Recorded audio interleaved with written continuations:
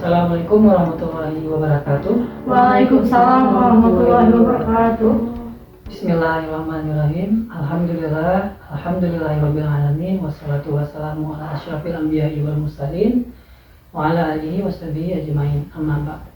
Allahumma shalli ala sayyidina Muhammad wa ala ali sayyidina Muhammad. Puji syukur pada Allah yang telah memberikan kita kesehatan dan umur panjang sehingga kita semua dapat hadir pada acara podcast hari ini. Kemudian tak lupa pula salawat dan salam kepada junjungan Nabi besar kita Muhammad SAW. Oke, selamat datang di acara podcast kita hari ini dengan tema perjalanan pendidikan Indonesia. Oke, sebelumnya mari kita perkenalkan diri kita masing-masing. Bersama saya di sini hadir mahasiswa PPG 2024 gelombang kedua. Oke, jadi di sini hadir para tokoh-tokoh calon pendidik yang profesional ya. Amin. Jadi Bapak Ibu di sini meskipun statusnya masih sebagai mahasiswa, namun semuanya sudah sarjana dan masing-masing memiliki pengalaman yang sangat luar biasa. Ada yang sudah mengajar bertahun-tahun dan juga ada yang sudah masih fresh graduate ya. Ya, luar biasa sekali. Oke, di sebelah saya ada Ibu Nur Farida Utami Dewi atau biasa dipanggil Tami. Oke, Ibu dari mana? Saya dari Ujung Berung, Bandung. Bandung, baik. Kemudian saya Muhammad Nur Amin, bisa dipanggil Bapak Amin. Saya berasal dari Kalimantan Selatan, Kota Banjarmasin. Kalimantan, jauh sekali Bapak ya. Iya. Oke, baik. Ibu? Perkenalkan, nama saya Laras Julia Sartika. Saya berasal dari Bengkulu. Bengkulu. Nama saya Puji Ayu Fitri, biasa dipanggil Puji, dari Cipatat, Bandung Barat. Bandung Barat. Nama saya Nadia Farhadrianti, dari Blitar. Blitar, baik. Oke, Bapak Ibu semua ready untuk kita mulai diskusi podcast hari ini? Insya Iya. Allah. Baik. Oke, topik pertama. Dengan melihat perjalanan pendidikan nasional sebelum kemerdekaan dan sesudah kemerdekaan. Nah, apakah ada praktik pendidikan saat ini yang membelenggu kemerdekaan peserta didik dalam belajar? Jadi menurut Bapak Ibu gimana? Mungkin saya akan menjawab. Oke, baik Ibu. Jadi clue-nya itu adalah membelenggu kemerdekaan peserta didik, betul ya? Iya. Jadi sebelum kemerdekaan itu pendidikan bersifat eksklusif. Nah, apa sih maksud eksklusif di sini? Itu pendidikan hanya dibentuk untuk mendidik calon-calon pegawai saja. Jadi kemudian di tahun yang sama, saat Sekolah Bumi Putra dibentuk juga pada saat itu hanya memiliki 3 kelas dan diperuntukkan hanya untuk bangsawan dan tokoh terkemuka. Jadi sangat eksklusif, tidak semua orang bisa. Gitu. Bahkan pada saat itu rakyat yang merupakan peserta didik ya, rakyat itu peserta didik pada saat itu hanya diajari membaca, menulis dan menghitung, dan tujuannya untuk apa? Untuk keuntungan bangsa Belanda semata. Nah, hal tersebut membuat peserta didik tidak mendapatkan hak untuk belajar, karena kan setiap orang seharusnya berhak mendapatkan pendidikan yang sama. Mungkin seperti itu ya. Iya, baik. Ini berarti sebelum kemerdekaan ya, Bu? Betul. Ya, berarti praktik pendidikan yang masih membelenggu peserta didik. Salah satunya berarti kurikulum ya. Betul. Ya, berarti pada saat itu tidak merata semua masyarakat mendapatkan pendidikan. Iya. Oke, baik. Terima kasih Ibu Utami ya. Iya. Sekarang tadi sudah dijawab oleh Ibu Utami, sudah memberikan opininya, pendapatnya sebelum kemerdekaan. Sekarang mari kita diskusi setelah kemerdekaan. Mungkin ada Bapak Ibu yang ingin memberikan masukan? Saya ingin memberikan pendapat saya. Oke, baik Pak Amin. Jadi menurut saya itu setelah kemerdekaan itu ada beberapa hal yang membuat peserta didik itu membelenggu dalam meraih pendidikan mereka.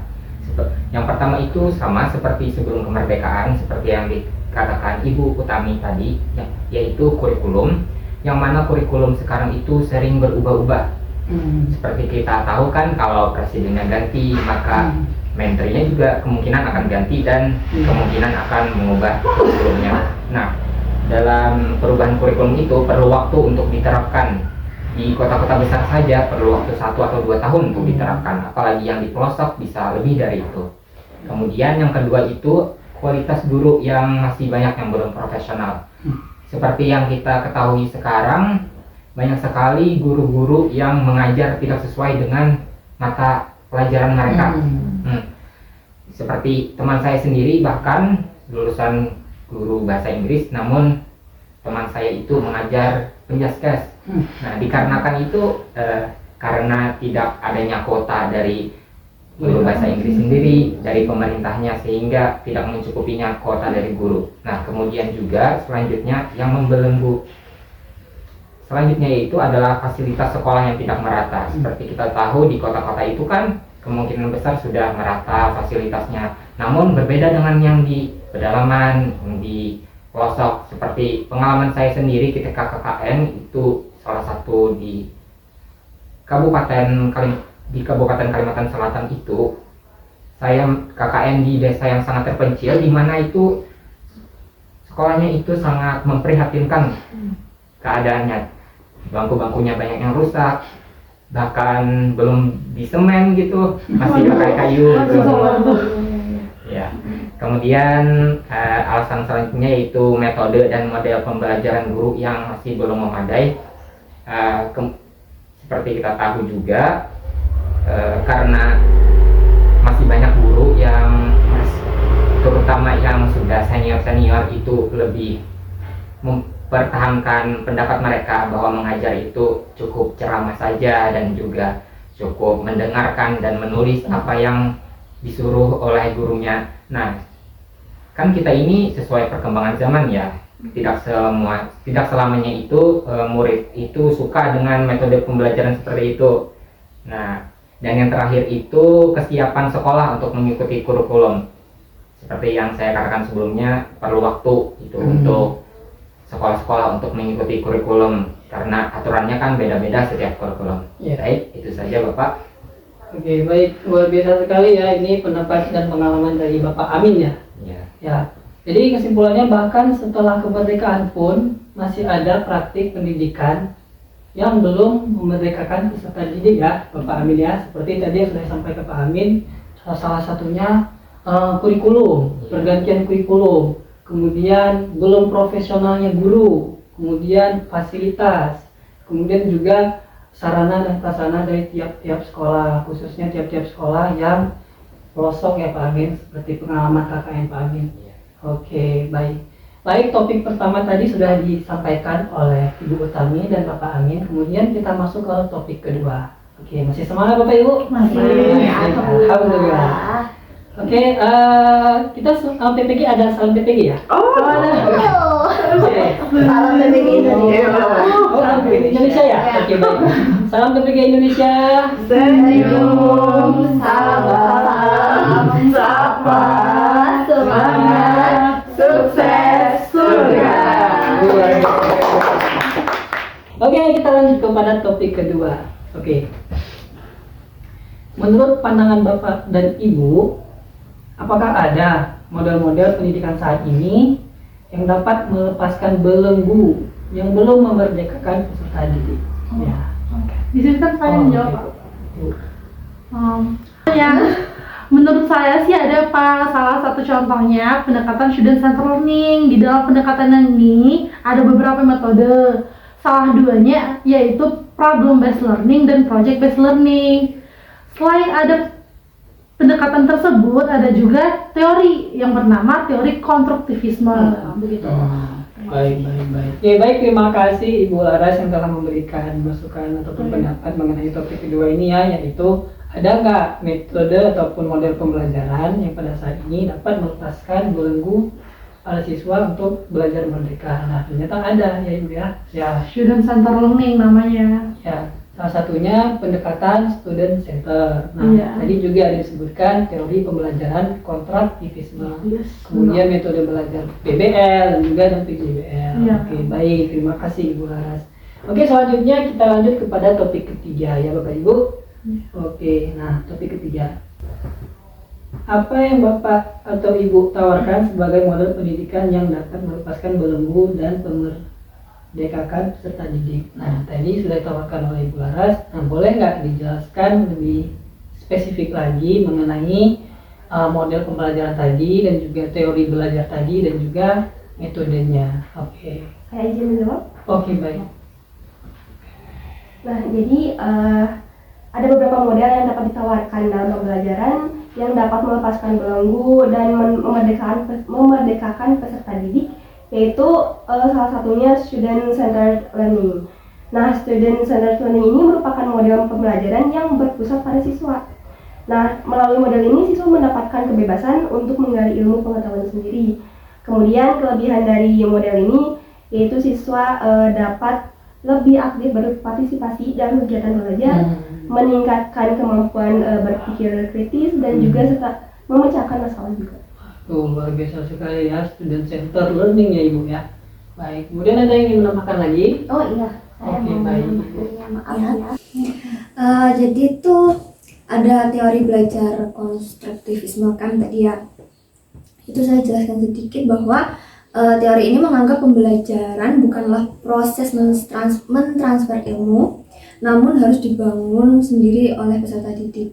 Jadi teori konstruktivisme itu adalah payung dari si student center learning gitu. Nah, di sini itu siswa memiliki kebebasan untuk belajar menemukan sendiri kompetensi dan pengetahuannya untuk mengembangkan kemampuan yang sudah ada pada dirinya. Gitu. Sedangkan guru itu hanya berperan sebagai fasilitator. Tuh.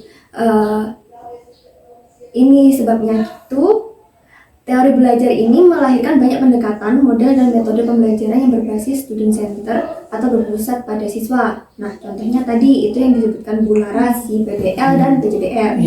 Nah, PBL itu problem based learning, yang PJBL adalah project based learning. Hampir sama keduanya tuh. Tapi perbedaannya adalah problem based learning itu peserta didik dilatih untuk berpikir kritis dan terampil dalam menyelesaikan permasalahan. Sedangkan pada project based learning, peserta didik dituntut untuk terampil dalam mengelola permasalahan sampai menghasilkan satu produk nyata. Luar biasa sekali. Baik, terima kasih Ibu Fuji dan Ibu Nadia.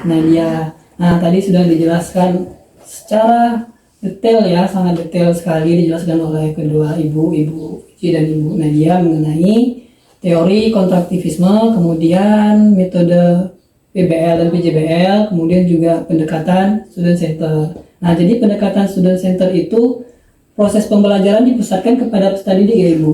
Nah, makanya bisa disebutkan dapat memerdekakan peserta didik dari belajar, tidak terlalu difokuskan kepada guru lagi ya Bapak Ibu.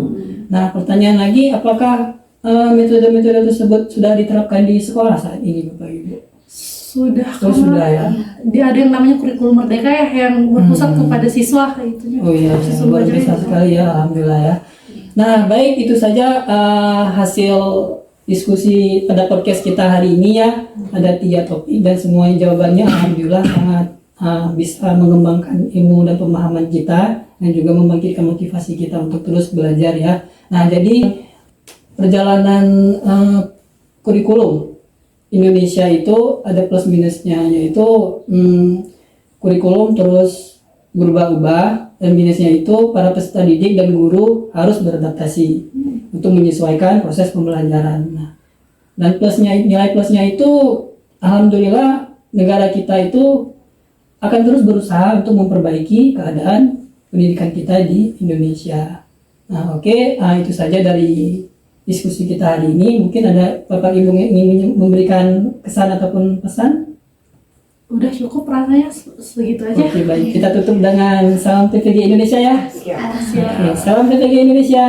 Senyum, salam, sapa, semangat, sukses, surga. Oke, kita tutup sama-sama ya. Assalamualaikum warahmatullahi wabarakatuh. Waalaikumsalam warahmatullahi wabarakatuh.